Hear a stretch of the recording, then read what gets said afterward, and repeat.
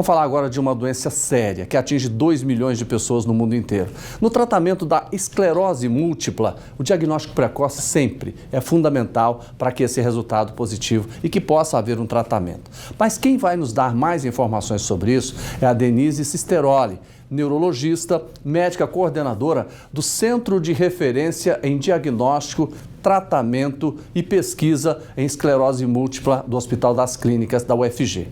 Doutora, está tudo bem com a senhora? Tudo bom, seja bem-vinda. Eu que agradeço aí o convite de participar, né, desse quadro, levando conscientização às pessoas sobre a doença, né? É muito importante. Como é que funciona esse centro de referência? Então, o centro de referência, ele foi criado com o intuito realmente de desenvolver o atendimento de pessoas com doenças desmielinizantes. Não é só a esclerose múltipla, mas tem, por exemplo, a neuromielite óptica, o MOGAD e outras doenças, no intuito de... É uma doença rara, a incidência dela aqui no estado de Goiás foi estabelecido em 22 casos por 100 mil, um trabalho recente lá da equipe do HC. E, no entanto, é muito importante essa doença. Por que que é importante? Porque é uma doença que atinge uma população jovem.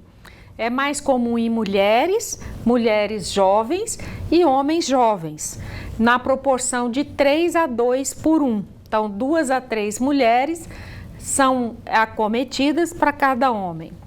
E o que acontece? Ela compromete só o sistema nervoso central.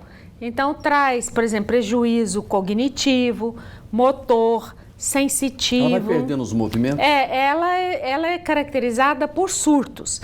Então, vamos supor, a pessoa está ali, de repente tem uma crise de labirintite. Essa crise de labirintite não é uma crise comum de labirintite, é uma crise vertiginosa, com desequilíbrio, que a pessoa não consegue ficar em pé, que a pessoa tem náuseas, tem vômitos, ela tem que repousar, fazer, né? Bom, aquilo passa, pode passar espontaneamente. O médico fala, não, isso é uma labirintite, trata, passa. Aí daqui um tempo ela tem uma alteração visual. Começa a enxergar duplo, embaçado, dor ocular e às vezes também esse sintoma se resolve espontaneamente. Até que se ela não for encaminhada, se não se pensar na doença, ela tem um sintoma mais grave, por exemplo, uma paralisia. E aí ela então encaminhada para o neurologista. Pois é, e a senhora fala, a gente estava falando sobre a necessidade do diagnóstico precoce, que ajuda. Mas Sim. Com essa confusão de muitos sintomas que aparecem com outras doenças, o que a pessoa deve fazer para chegar logo nesse diagnóstico? Então, é importante que a pessoa pense no diagnóstico quando esse sintoma for bem intenso e demorado. Por exemplo, uma vertigem. É comum a pessoa ter uma crise de vertigem, mas ela não compromete, né?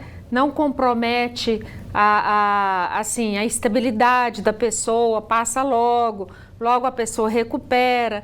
Agora, se essa paciente é uma paciente jovem, que não justifica ter esse quadro vertiginoso, porque não tem nenhuma doença cardiovascular, nada, né? Não tem pressão alta. Então ela deve pensar, poxa, pode ser neurológico. E aí ela encaminhar para uma consulta com especialista. A mesma coisa, por exemplo, teve uma paciente, Jorge Deval, minha, que ela começou com perda visual. Só que o exame ocular era normal, porque era neurológico. E aí ela passou pelo primeiro oftalmologista, segundo, até que um neurologista pensou assim, não, é neurológico. E encaminhou, fez o exame, constatou a doença e foi encaminhada então para o tratamento. E se a pessoa descobrir que ela tem essa doença, ela deve procurar o Hospital das Clínicas ou tem alguma outra unidade também que faz esse tratamento? Nós estamos lá, nós temos um ambulatório, tem uma equipe, né? Tem minha colega que trabalha comigo, a Thaisa, nós temos 2 ambulatórios e temos toda uma equipe lá multidisciplinar para fazer esse atendimento. No entanto, nós não somos atendimento direto. Então, por exemplo, agora mesmo temos uma paciente que está no CAIS em um surto grave, precisando, né, ser atendida, mas tem que ser encaminhada pelo sistema de prefeitura para o Hospital das Clínicas. Tem que ser regulado. Tem que ser regulado. Então, o paciente não pode chegar lá, né? Mesmo que ele chegue, eu falo assim, não, eu vou atender esse paciente. E faço o atendimento dele lá, assim, sem uma regulação, depois ele não consegue continuar doutora, o tratamento. Eu até queria que a senhora reforçasse isso. A senhora falou que, às vezes, até com 15 anos começa?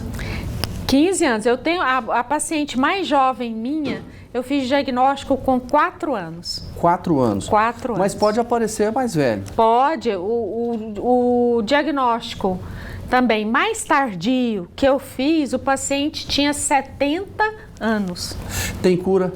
Olha, a doença não tem cura, mas hoje em dia a gente dispõe de medicamentos muito bons, muito eficazes e que, se for feito um diagnóstico precoce, logo no início da doença, pode controlar, pode retardar essa progressão, pode eliminar os surtos, né? Então, a pessoa fica sem surtos e isso pode dar uma qualidade muito boa de vida para os pacientes. Ela pode continuar trabalhando, estudando ou não? Isso depende muito do grau de incapacidade. Sim. A gente usa uma escala, chama EDSS, que é uma escala de incapacidade sustentada da esclerose múltipla.